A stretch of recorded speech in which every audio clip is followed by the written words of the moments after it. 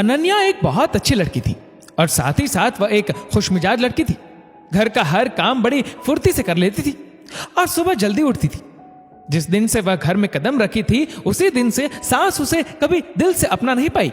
कारण था कि बेटे सुनील ने अपने पसंद की शादी की थी। अनन्या पूरी कोशिश करती है कि घर के हर सदस्य को खुश रख सके, स्पेशली अपनी सास को, क्योंकि सुनील अपनी मां से बहुत प्यार करते थे और अनन्या सुनील का दिल नहीं तोड़ना चाहती थी। एक दिन सास अपनी कुछ सहेलियों को घर पर बुलाती है और अपनी बहू को कहती है, सुन बहू, मेरी सहेलियों को कुछ गर्मा गर्म बनाकर खिलाना और याद रखना जो भी बनाओगी स्वादिष्ट होना चाहिए। अनन्या चुपचाप किचन में चली जाती है और अपने काम में लग जाती है।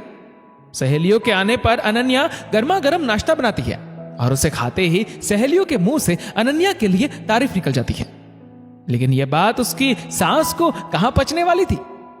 वह अपनी सहेलियों से कहती है, अरे इसे तो कुछ बनाना नहीं आता था, वह तो शादी के बाद मैंने इसे सब सिखाया है। अनन्या को सास की बात बुरी तो लगती है, लेकिन ज्यादा ध्यान ना देते हुए वह अपने कमरे में चली जाती है। एक दिन अनन्या की ननद सिमरन कॉलेज छोटी छोटी स्कर्ट पहनकर जाने लगती है, जिसे देखकर अनन्या उसे ऐसे कपड़े पहनने से मना करती है।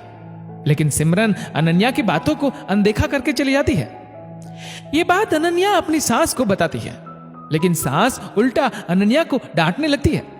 घर आकर सिमरन अपने भाई सुनील से कहती है, भैया आप भाभी को समझा दीजिए, मुझे उनकी रोक टोक बिल्कुल पसंद नहीं आती। ये मेरी लाइफ है और मेरी पसंद में है कि चाहे कपड़े छोटे पहनूं या बड़े। उन्हें खुद तो फैशन की कोई जानकारी है नहीं। तो वही सास सुनील के कान में अपनी बहू अनन्या के लिए कड़वे बोल डालने लगती है। सुनील अनन्या से बहुत प्यार करता था और इसलिए उसके खिलाफ कुछ सुन नहीं पाता। लेकिन जहां बात मां और बहन की आती तो वह थाली का बैंगन बन जाता और अनन्या को उनके सामने डांटने लगता। अनन्या को समझ नहीं आता कि आखिर उससे गलती कहां हो रही है, क्योंकि वह तो हमेशा सभी का पूरा ध्यान रखने की कोशिश करती थी। अनन्या दौड़कर अपने कमरे में चली जाती है और रोने लगती है। उसका रोना सुनकर सास कहती है, ओ महारानी, अब रोना धोना बंद कर और खाना बनाने की तैयारी कर। तेरे काम ही ऐसे है तो डांट तो पड़ेगी। सास का पूरा साथ ननद ने दिया। टेंशन और थकान की वजह से अनन्या की तबीयत खराब हो गई और वह आराम करने चली गई, जिस वजह से खाना नहीं बना सकी और उसका मासूम 2 साल का बेटा भूख के मारे तड़प कर रोने लगा।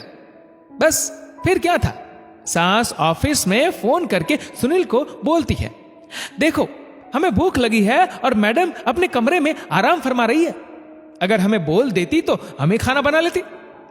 ऐसी बात सुनकर सुनील को गुस्सा आ जाता है और वो अनन्या को फोन करने लगता है, लेकिन वह तो बुखार से तप रही थी।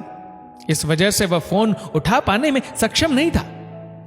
दूसरी तरफ अपने मासूम बेटे को भूख से तड़पते देखकर उसे रोना आ रहा था।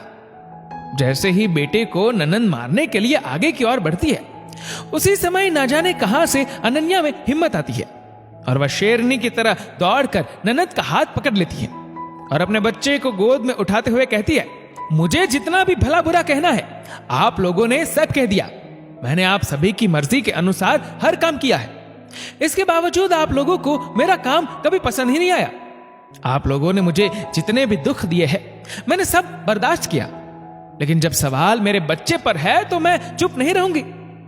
इस समय अनन्या अपनी सारी बीमारी और परेशानी को भूल चुकी थी और एक सुर में बोले जा रही थी। उसी समय वहां सुनील आ जाता है और वह भी अवाक होकर अनन्या को देखने लगता है।